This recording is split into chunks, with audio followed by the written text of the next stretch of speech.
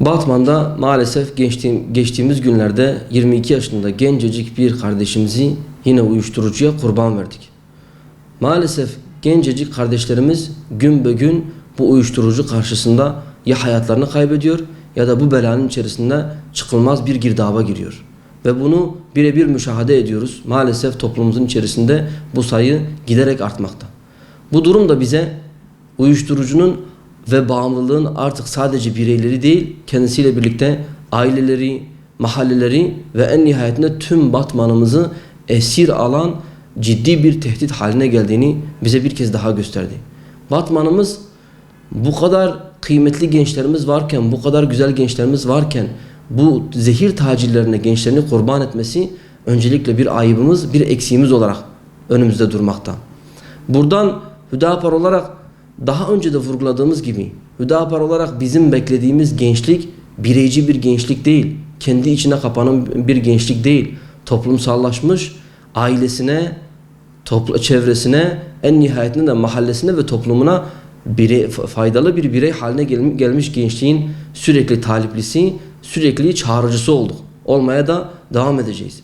Yine bu süreç son vaka bize gösterdi ki Batman'da artık uyuşturucu ile mücadele yalnızca emniyet güçlerine veya asayiş güçlerine havale edilebilecek bir mesele olmaktan çıkmıştır. Bu meseleyle topyekün aileler olarak, eğitim kurumları olarak, sivil toplum kuruluşları olarak ve siyasi partiler olarak hep beraber topyekün bir mücadele göstermemiz gerekiyor. Aksi halde maalesef gün be gün bu belaya, bu tehdide karşı mevzi kaybetmeye devam edeceğiz.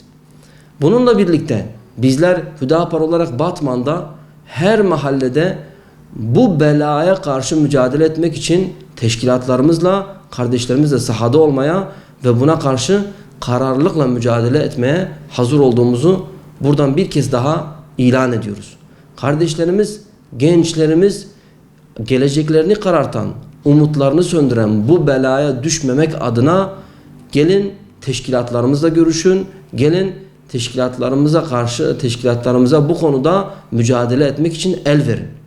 Bununla birlikte buradan öncelikle genç kardeşlerimize kendilerini bu felakete sürükleyecek ortamlardan uzak durmalarını bir kez daha vurguluyoruz. Yine ailelerimize gençlerinin, çocuklarının hangi ortamlarda, kimlerle takıldığı konusunda daha hassas, daha duyarlı olmaları gerektiğini buradan bir kez daha çağrı yapıyoruz.